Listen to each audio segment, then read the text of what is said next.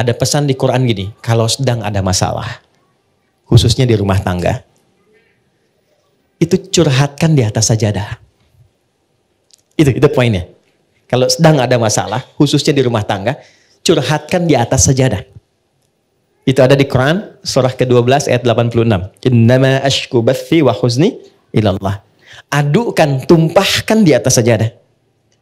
Maka yang pertama Allah berikan satu ketenangan dalam jiwa. Jadi walaupun solusinya belum ada, tapi hatinya sudah tenang. Ya. Awas, sajadahnya nggak usah dilebarkan sampai ke Instagram, ke Facebook, nggak usah. Ya, di tempat kita ya. Semakin lebar, semakin meluas persoalannya. Itu janji Allah. Yang kedua, ketika kita tumpahkan, ketenangan diberikan. Nah, ketenangan inilah langkah awal yang memberikan kejernihan dalam berpikir, sehingga kita mudah melangkah untuk menyelesaikan persoalan. Ketika jernih itulah baru Allah kirimkan solusi. Ya. Nah, sifat kita melakukan itu disebut dengan takwa namanya. Dan kalimat takwa pertama di Quran itu disandingkan dengan sholat. Takwa itu disebutkan 240 kali dalam Quran. Pertama kali disebutkan, disandingkan dengan sholat. Quran surah 2, ayat 2 sampai 3. Dzalikal kitabu la raiba fi hudal lil. Siapa muttaqin orang takwa di situ? Ayat 3-nya. Alladzina yu'minuna bil ghaibi wa yuqimunas. Nah, takwa disebutkan 240 kali dalam Al-Quran. Amalan pertamanya sholat. Dan 240 ini dibagi 3 segmen. Ada segmen ritual seperti sholat ini. Ada segmen sosial seperti berbagi dengan sesama. Ali Imran ayat 133. Ada segmen rumah tangga. Dan ini segmen rumah tangga ditempatkannya di persoalan tertinggi di rumah tangga yang mengantarkan pada puncaknya. Yaitu perselisihan yang menghadirkan misalnya perpisahan. Disebut dengan tolak. Ini ditempatkan di Quran surah 65. Surahnya surah At-Tolak, ayatnya persis sama dengan ini, 2-3. Coba lihat. Ini bukan dimirip-miripin ya, saya nggak punya TikTok deh, yang sekali ketik langsung tok jadi gitu ya. Enggak. Ini ada ilmu tentang keserasian ayat-ayat dan nomor-nomor dalam Quran. Ditempatkannya di sini. Wa may yattaqillaha yaj'al lahu makhraja. Siapa yang mampu meningkatkan takwanya kepada Allah dalam konteks ini, yuk sholat. Yaj'al lahu makhraja. Dia punya masalah apapun, aku bimbing untuk menyelesaikannya. Dan hidupnya bukan gak punya masalah. Sebelum dihadapi, Allah sudah kecilkan sehingga tak terasa bahwa itu persoalan. Itu poin. Ya. Betapa banyak solusi yang ringan tapi jarang dilakukan. Kita memilih berdebat dengan pengetahuan, dengan kekayaan, dengan macam-macam. Sehingga gak selesai-selesai. Padahal solusinya simpel. Baik ya? Satu ini. Nah sekarang, ada yang lebih dahsyat lagi. Begitu selesai benar baru sampai iyyaka na'budu wa iyyaka nasta'in. Sedang punya masalah apa? Mau minta apa? Ada keperluan apa? Mohonkan. Karena rata-rata bingung mau minta apa, Allah ajarkan satu kalimat yang saat diberikan semua yang kita harapkan dapat. Apa kalimatnya? Oke, setelah iyyaka na'budu wa iyyaka nasta'in, kita baca apa? Ihdinas siratal mustaqim. Itu bukan kalimat biasa. Ada rahasia di dalamnya. Ada hikmah. Ihdi itu bentuk permohonan. Berikan kami hudan. Ini asalnya. Nah, ya? Pelan-pelan. Berikan kami hudan. Apa itu hudan? Hudan itu asalnya semua solusi yang kita butuhkan dalam hidup.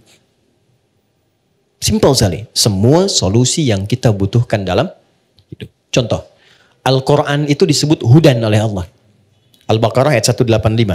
Ya syahrul Ramadan alladzi unzila fihil Quran hudan linnas.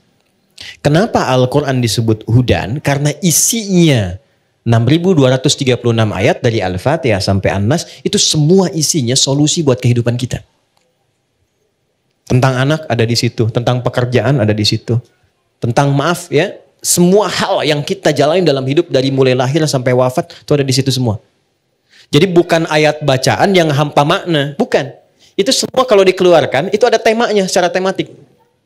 Imam Al-Bukhari itu mengeluarkan 97 tema dari Quran. Disusun di dalam kitab beliau namanya Sahih Al-Bukhari. Bukan kitab hadis mata, bukan. Itu ada temanya. Dari mulai tentang iman, Anda bertanya kenapa iman saya suka naik turun. Kalau naik semangat ibadah, kalau turun saya agak malas gitu ya.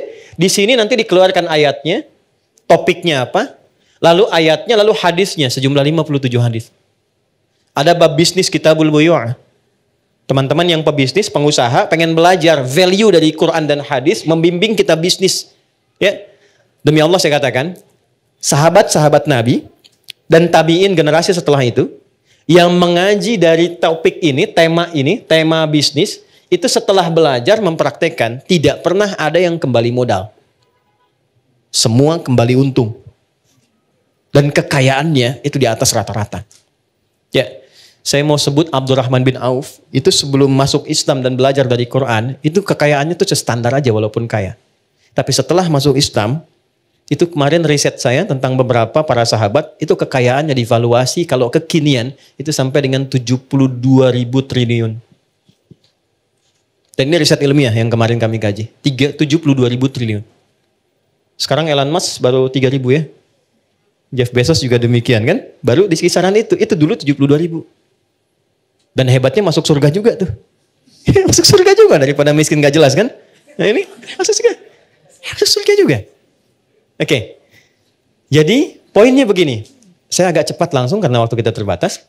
Ihdina, ya Allah berikan aku hudan. Solusi dari masalah yang aku rasakan sekarang. Nah saat teman-teman membacakan itu, coba di hatinya rasakan sedang punya masalah apa yang dirasakan. Gitu. Ini jarang dibaca begitu kan? Kan normal saja kan? Ihdinas siratal mustaqim, siratal ladzina an'amta 'alaihim ghairil maghdubi 'alaihim waladdallin. Amin, selesai. Sampai di situ benar untuk menggugurkan rukun dalam salat. Sah salatnya. Tapi Anda nggak dapat ini. Nggak dapat kenikmatannya. Jadi begitu Anda bacakan ihdinas siratal mustaqim, rasakan dalam hati kita, nggak perlu diungkapkan. Kita belum sujud. Gak perlu diungkapkan. Rasakan dalam hati ada masalah apa yang dibawa dalam sholat. Karena Allah itu maha tahu orang sholat itu pasti punya persoalan. Pasti bawa masalah. Ini kan tenang-tenang senyum-senyum itu ya boleh jadi juga ada masalah kan. Gak semuanya tenang kan dalam hatinya kan. Sama. Gak ada orang dari subuh sampai zuhur gak punya masalah. Itu gak ada itu. Ya gak ada. Semua orang punya persoalannya. Maka Allah tunggu sampai zuhur itu. Kita minta supaya diselesaikan. Maka ketika selesai zuhur, nikmat kita menjalani siang sampai sore. Itu hikmahnya demikian, filosofinya begitu. Jadi begitu Anda bacakan, ihdinas siratal mustaqim, ya Allah, mohon berikan solusi. Kan? Atas semua persoalan yang hamba sedang rasakan saat ini dan Engkau Maha mengetahui dengan itu semua.